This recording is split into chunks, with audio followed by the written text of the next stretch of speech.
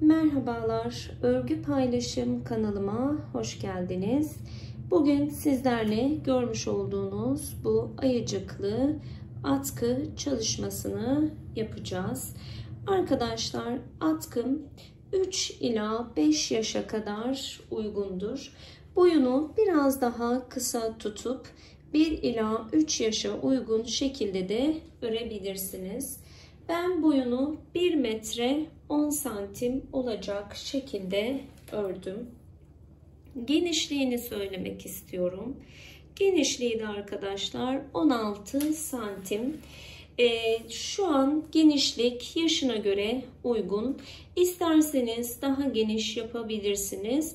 Ama bu şekilde ayıcık yerleştireceğimiz için daha fazla dar yapmamanızı tavsiye ederim. Belki birer ilmek isterseniz daha küçük yaşlar için azaltabilirsiniz. Ama 1-3 yaş içinde bu genişlik ideal bir genişlik arkadaşlar. Modelimde haroşe kullandım. Cep kısmında ise düz örgü ve ters örgü olarak modelimi ördüm, tamamladım. Kenarlarında şöyle farklı bir kenar çalışması uyguladım. Daha önce bu kenar çalışmasının videosunu çekmiştim. Bu çalışmamda da bu kenar çalışmasını uyguladım arkadaşlar.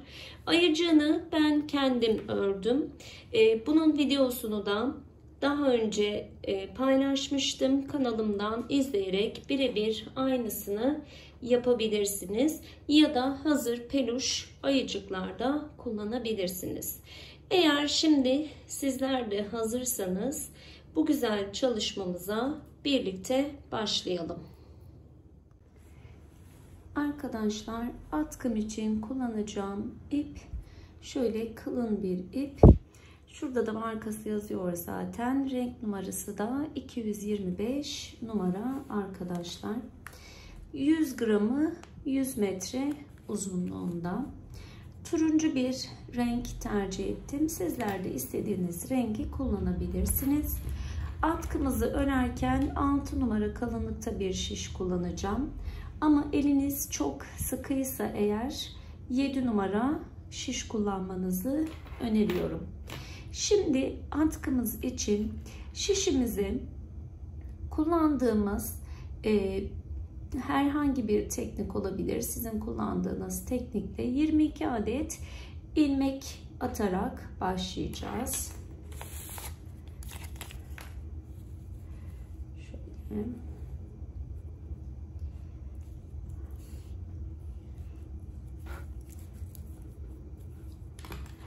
Ben bu şekilde ilmek atıyorum. 22 adet ilmeğimizi atalım.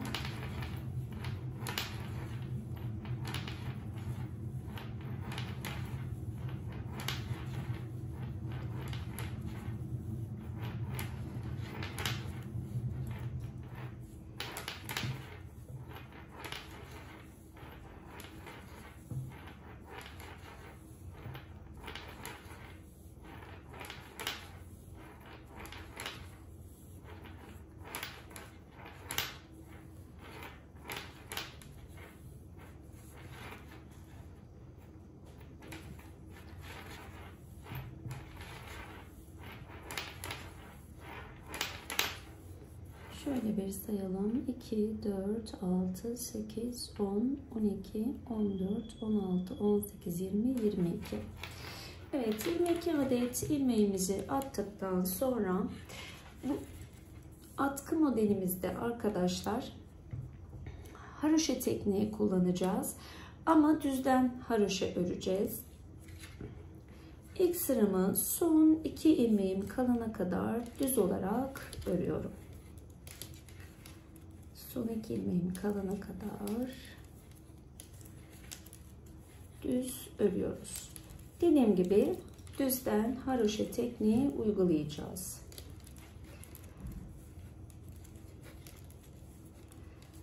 İpim arkada, düz olarak örüyorum.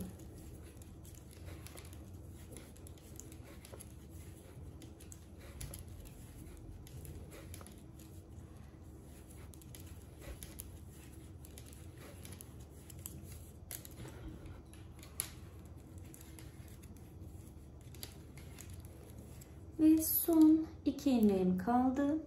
Son 2 ilmeğim kaldığı zaman ipimi öne alıyorum benden tarafa ve bu 2 ilmeği örmeden şişime aktarıyorum ve arka sırama geçiyorum. Arka sırada da yine düz öreceğiz. Dediğim gibi düzden haroşa olacak ve az önce örmediğim 2 ilmeği burada bu sırada öreceğim. Tüm ilmeklerimizi son 2 ilmek kalana kadar düz olarak örüyoruz. Bu atkımızda farklı bir kenar çalışması yapacağız. Ben ilk videolarımda, paylaşım videolarımda kenarı düzgün örgü modeli nasıl yapılır diye bir video paylaşmıştım. Oradaki modeli uygulayacağım. Düzgün kenar çalışma modelini buraya uygulayacağım arkadaşlar. Şimdi 2 tane ilmeğim kaldı. 2 ilmeğim kaldıktan sonra ipimi yine kendi tarafıma alıyorum. 1, 2. Bu son 2 ilmeği örmeden diğer şişime aktarıyorum ve dönüyorum. Tekrar düz olarak örmeye başlıyorum. Burada ilk ilmek hiçbir şekilde boşalınmıyor. İlk ilmekten itibaren düz olarak örmeye başlıyoruz.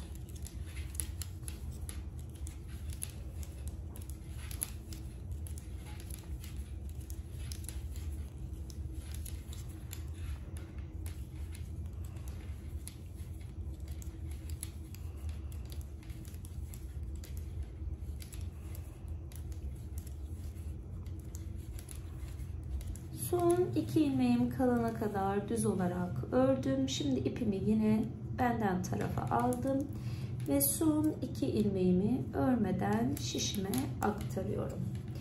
Tekrar arka yüze geldik. Yine tüm ilmeklerimi ilk ilmek de dahil düz olarak son 2 ilmeğim kalıncaya kadar örüyorum.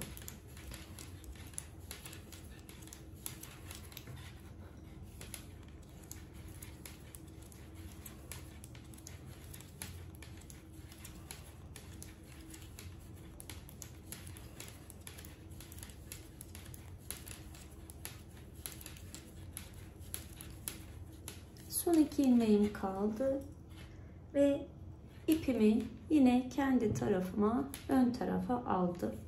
İpimi ön tarafa aldıktan sonra son 2 ilmeği bu şekilde şişime tekrar aktarıyorum.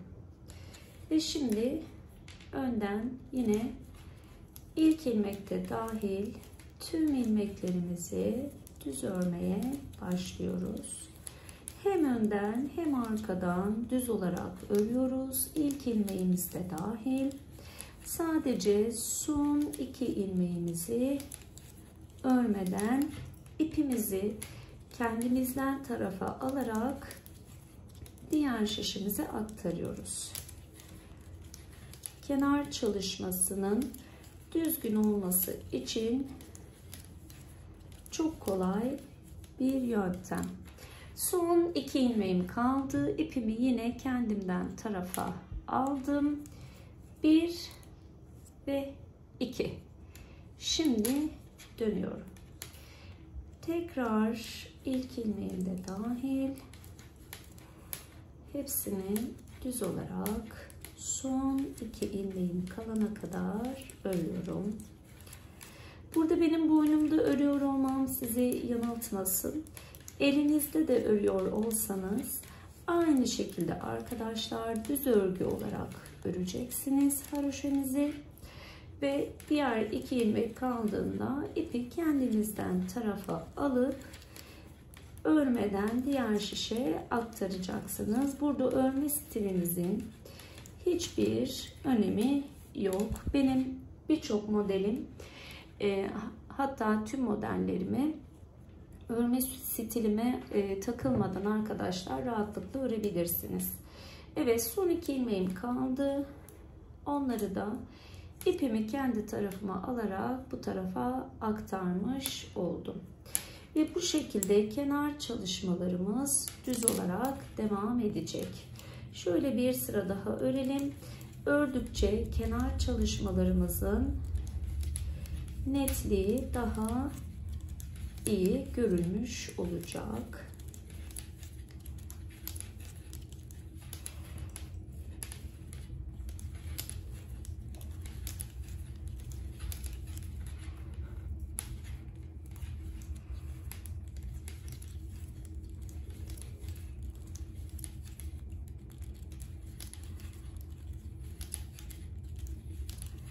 Son 2 ilmeğim kaldı. İpimi kendimden tarafa aldım ve düz ördüm. Bu şekilde arkadaşlar kenar çalışması böyle düzgün olarak devam edecek. Her iki tarafta da bu şekilde düz örgü olarak devam edecek. Şimdi atkımızı istediğimiz uzunluğa gelene kadar bu şekilde öreceğiz. Sizlere tavsiyem 90 santim altında yapmayın. Çok kısa durabilir çünkü. Eğer 1-3 yaşa uygun yapacaksanız en azından 1,90 santim 1 metre uzunluğunda olmalı. 3 yaştan daha ilerisi için yapacaksanız 1 metreye biraz geçmeli. Ama çok da uzun yapılmasının bir anlamı yok. Çünkü yeterince ipi dolayısıyla kalın bir atkı olacak. O yüzden arkadaşlar uzun tutmayalım. Ben yaklaşık olarak 1 metre 10 santim ya da 15 santim gibi bir uzunluk düşünüyorum. Sizler de bunu düşünerek istediğiniz uzunluğa gelene kadar bu şekilde atkımızı örmeye devam edelim. Arkadaşlar atkımı 1 metre 10 santim olana kadar ördüm. Şimdi atkımızın kesme çalışmasını yapacağız. Önden ya da arkadan hiç fark etmiyor.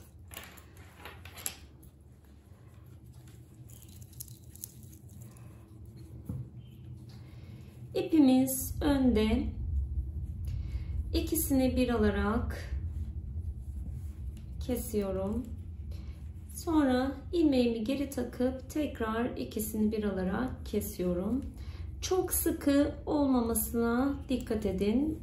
Bu kısmın büzüşmesini istemeyiz ama çok da gevşek olmayacak şekilde elimizi orta karar yaparak kesme işlemini de yapıyoruz. Evet, bu şekilde ilmeğimi geri takıyorum. Sonra ikisini birlikte alıp örüyorum. İlmeğimi geri takıp ikisini birlikte alıp örüyorum.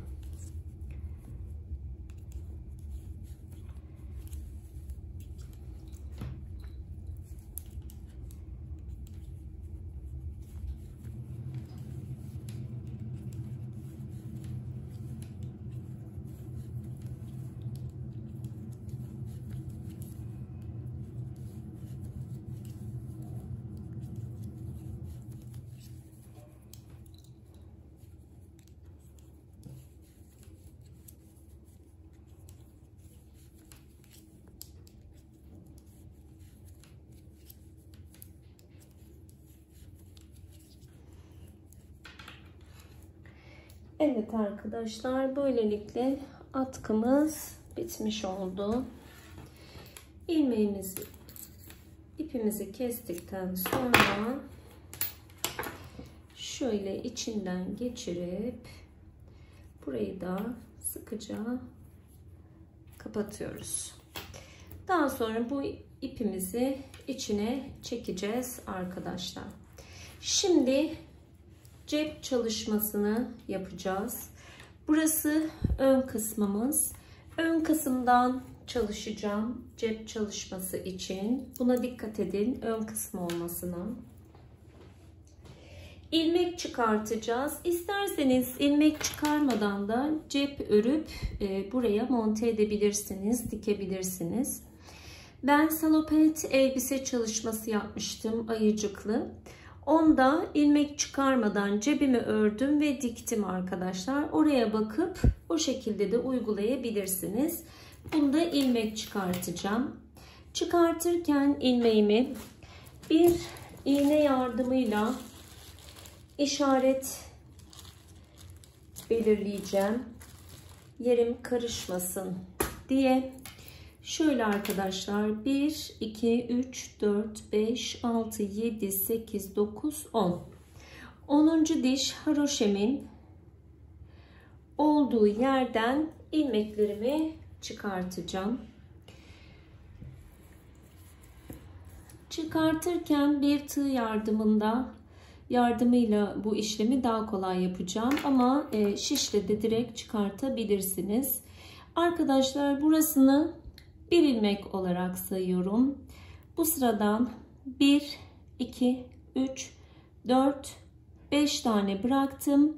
6.'sından buradan ilmek çıkaracağım. Şu şekilde ipi alıyorum tığla.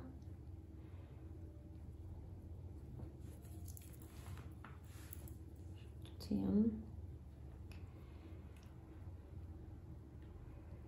İçinden geçiriyorum. Bir tane ilmeğimi çıkarmış oldum. Hemen yan taraftan ikinciyi çıkaracağım. 2. Yanına geliyorum. Dikkat etmemiz gereken nokta, bu üst kısımlardan, alttan değil üst kısımlardan çıkartıyorum. 3 oldu. Yana geldim. 4 oldu.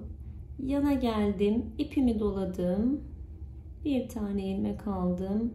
5 oldu. Yana geldim. İpimi doladım. Bir ilmek aldım. 6 oldu. Artık iğnemi çıkartabilirim. Bunları da şöyle tığımı da rahatlatmak amacıyla hemen şişime geçireceğim. Şu an 6 tane ilmeğimiz var. Hemen yana geliyorum. Bir tane daha çıkardım. 7 oldu. Yana geliyorum. Bir tane daha ilmek çıkartıyorum. 8 oldu. Hemen yandan bir tane daha çıkartıyorum. 9 oldu. Bir tane daha yandan çıkartıyorum. 10 oluyor. Şöyle 1, 2, 3, 4, 5. Buradan da 5 ilmek kaldı. Toplamda 10 tane ilmek çıkarmış oldum. Şuraya bir düğüm atacağım. En sonda orasını bağlama yapacağım arkadaşlar. Evet, şimdi bu 10 ilmeğimizi örmeye başlıyoruz. Şöyle ipimi ayarlayayım. İlk olarak arka kısımdan başlıyoruz. Bu yüzden arka kısımdan ters olarak öreceğim. Tüm ilmeklerimi, ilkini boşalıyorum. Dikiş için kolay olması açısından ve diğerlerini ters olarak örüyorum. Bu ilk sıramız. Burada biraz dikkatli örelim. Çok sıkmayalım. Çok elimizi rahat bırakmadan yavaş yavaş örüyorum. Dikkat ederek.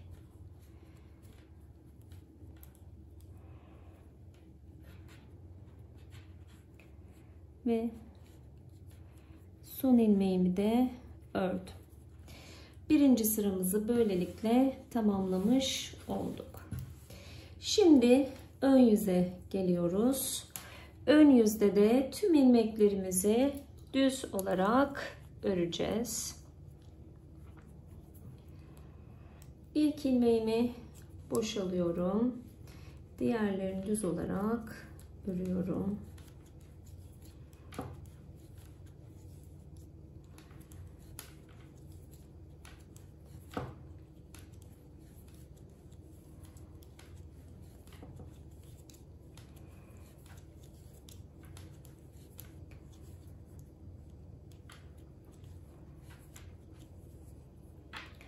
Ve ikinci sıramı da bu şekilde tamamlamış oldum. Şimdi arka yüze geliyorum tekrar. Burada da tüm ilmeklerimi tekrar hepsini ters olarak örüyorum.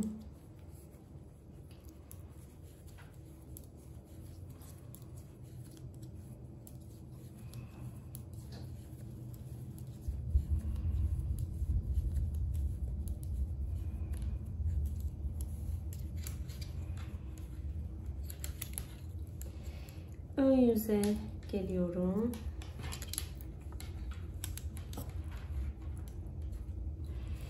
Ön yüzde arkadaşlar 2 tane düz öreceğim. Yani bir ilmeğim boş. Diğerini düz olarak alıyorum.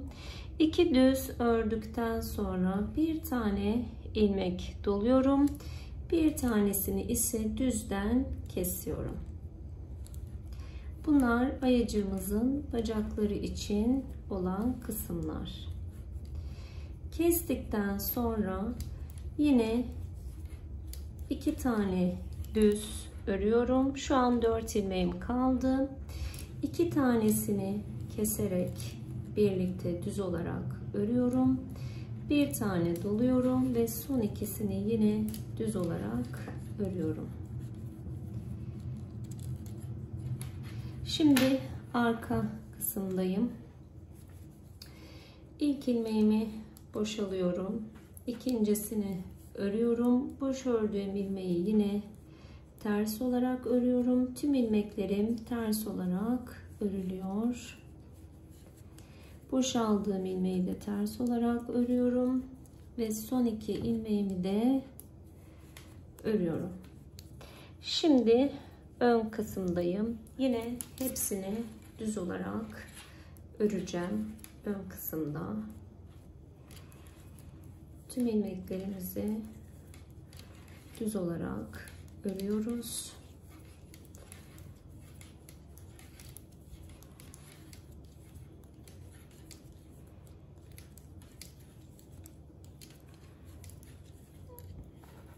Arkada yine tüm ilmeklerimi ters olarak örüyorum.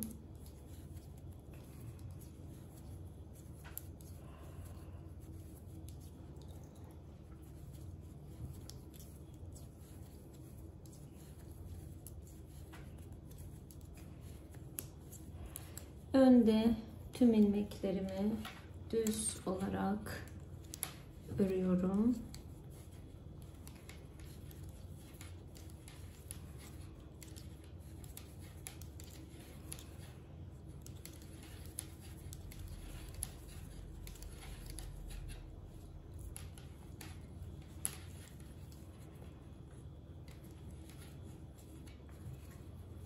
Arkadan yine ilmeklerimi ters olarak örüyorum.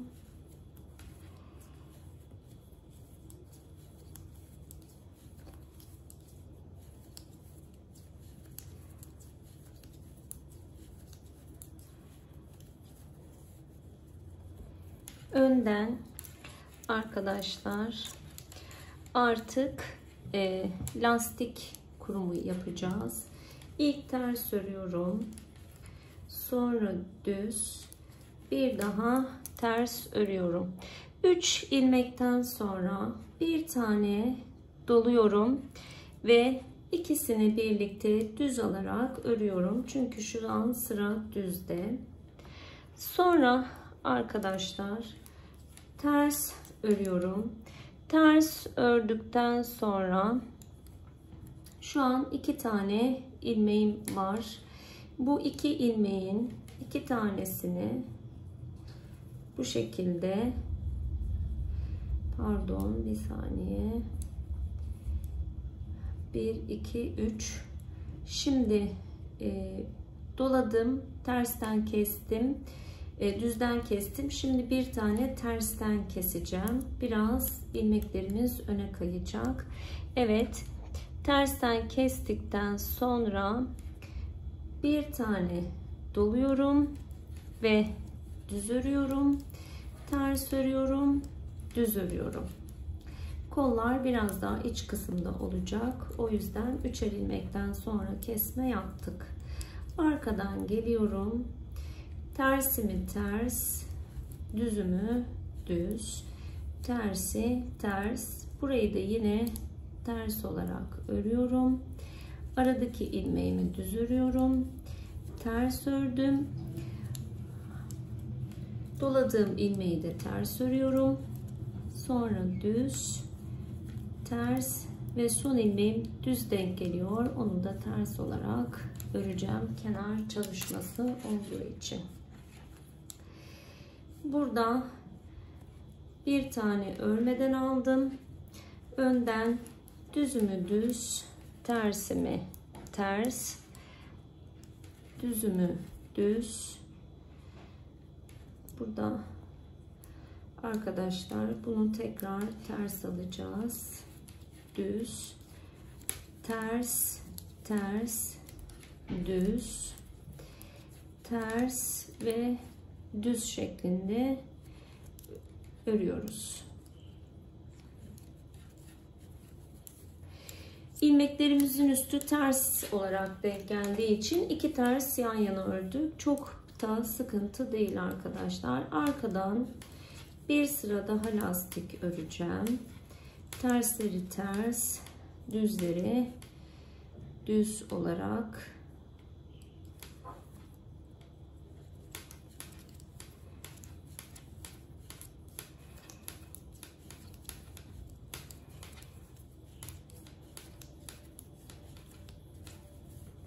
evet, şimdi ön sıradayım. Burayı çok uzun tutmayacağım. Ayının iyice boğazına kadar dayanmaması için burada artık kesme işlemini yapıyorum. 2 bir araya alıyorum, kesiyorum. 2 bir araya alıp kesiyorum. 2 bir araya alıp kesiyorum. Bu şekilde kestiğim ilmeği şişime tekrar takarak 2 bir araya alıp kesiyorum. 2 bir araya alıp kesiyorum.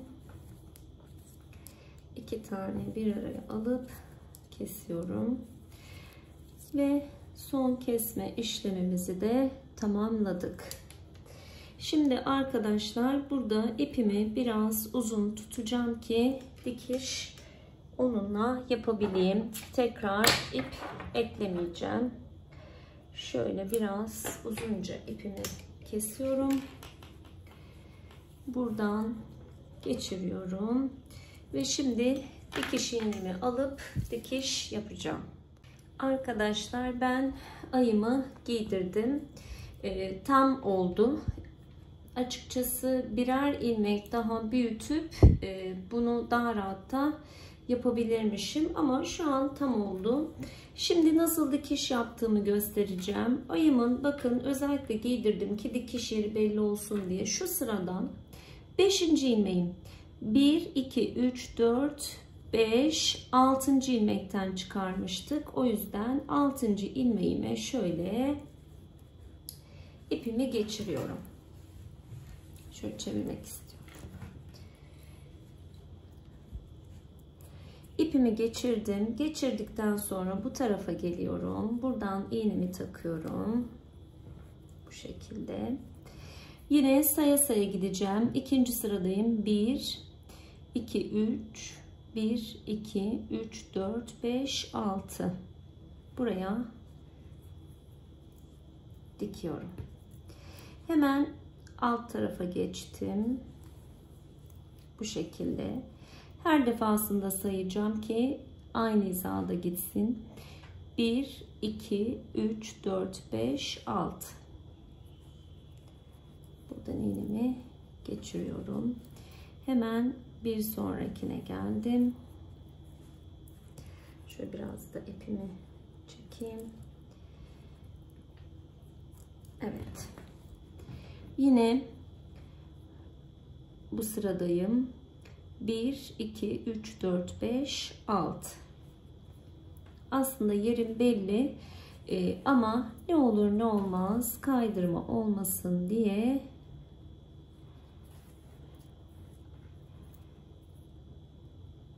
saymakta fayda var.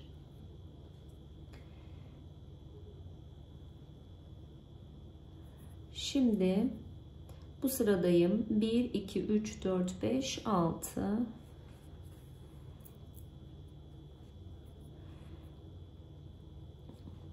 Buraya geldim. 1, 2, 3, 4, 5, 6. Buraya ipimi takıyorum. Şimdi buradayım. 1, 2, 3, 4, 5, 6. Buraya dikme işlemimi yapıyorum ve sonuncu kısım şu şekilde birlikte alarak arkadaşlar 1, 2, 3, 4, 5, 6 buraya monte ediyorum. Evet. Bakın buradan baktığımızda sanki örgü devam ediyormuş gibi duruyor. O yüzden bu dikiş güzel oluyor. Diğer tarafı da aynı şekilde dikelim arkadaşlar. Arkadaşlar diğer taraftayım. Benim ipim biraz uzun olduğu için cebin iç kısmından ipimi gezdirerek bu tarafa geldim. Şimdi buradan bir tane alıyorum. Bu sıradayım. Yine aynı şey yapıyorum. 1, 2, 3, 4, 5, 6. Altıncıdan iğnemi geçiriyorum. Siz ayıcığı sonradan da yerleştirebilirsiniz. Ben hani görünmesi açısından içine yerleştirdim. 1, 2, 3, 4, 5, 6. Buraya dikiyorum. Karşılıklı olarak şöyle. Şimdi bir üste geçtim. Şuradaki tepeleri alıyorum. Şimdi sıra bunda 1, 2, 3, 4, 5, 6.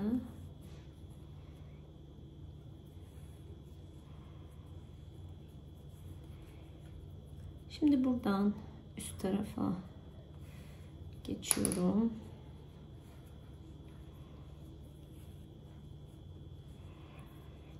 Bir, iki, üç, dört, beş, 6.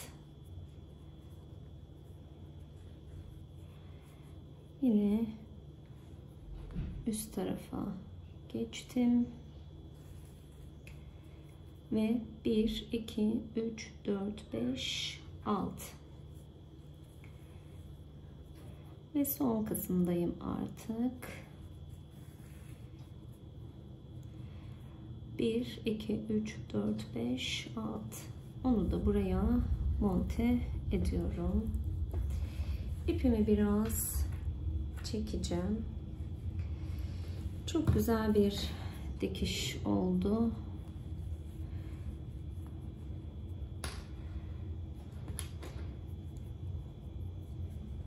Şimdi burada artık ipimi arka tarafa alıyorum.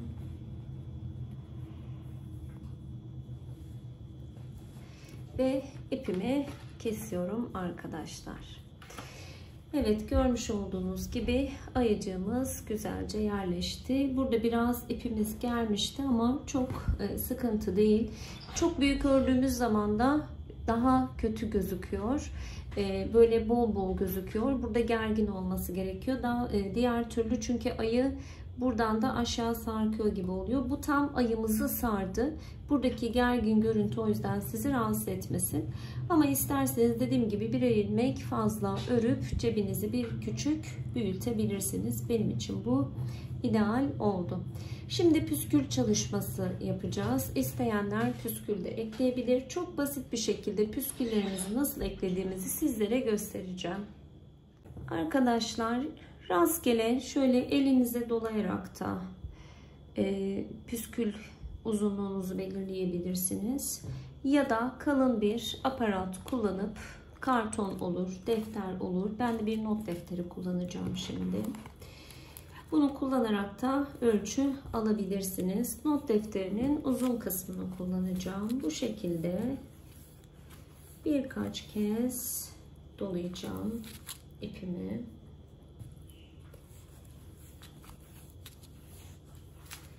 Püskül yapmak zorunda değilsiniz. Şimdilik bu kadar yeterli. Buradan ipimi kesiyorum. Buradan da şöyle ipimi kesiyorum arkadaşlar.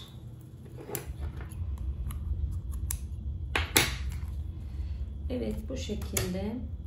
Şimdi bundan 2 adet alarak şöyle atkımızın uç kısmından tığımızı geçiriyoruz. Şu 2 adeti birlikte içinden alıyorum. Aldıktan sonra bu şekilde ipimizi her 2 ipin içinden de geçiriyorum. Şöyle ikisini birlikte alıyorum ve bu şekilde çekiyorum. Böylelikle püsküllerimiz de olmuş oluyor. İstediğimiz uzunlukta yapabiliriz.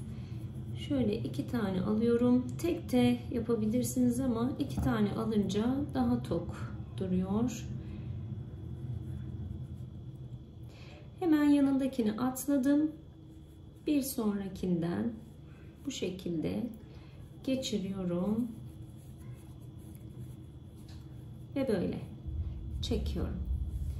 Görmüş olduğunuz gibi gayet güzel oluyor. Şimdi 2 tanesini yine aldım. Bunu atlayacağım. Yanındakinden geçireceğim. Bu şekilde takıyorum. Evet, püsküllerimizi de tamamlayıp buluşalım. Arkadaşlar, püsküllerimi taktım ve ayıcıklı atkımı böylelikle tamamlamış oldum. Püsküllerimi taktıktan sonra hepsine hemen hemen eşit olacak şekilde uçlarından kesme yaptım arkadaşlar. Siz de buna dikkat edersiniz. Ve çalışmamız böylelikle tamamlanmış oldu. Eğer çalışmamı beğendiyseniz, videomu beğendiyseniz lütfen beğeni tuşuna basmayı unutmayın. Yorumlarınızı mutlaka bekliyorum. Ayrıca örgü paylaşım Instagram sayfam var. Oradan da modellerimi takip edebilirsiniz. Bir sonraki çalışmamızda görüşmek üzere. Kendinize iyi bakın. Hoşça kalın.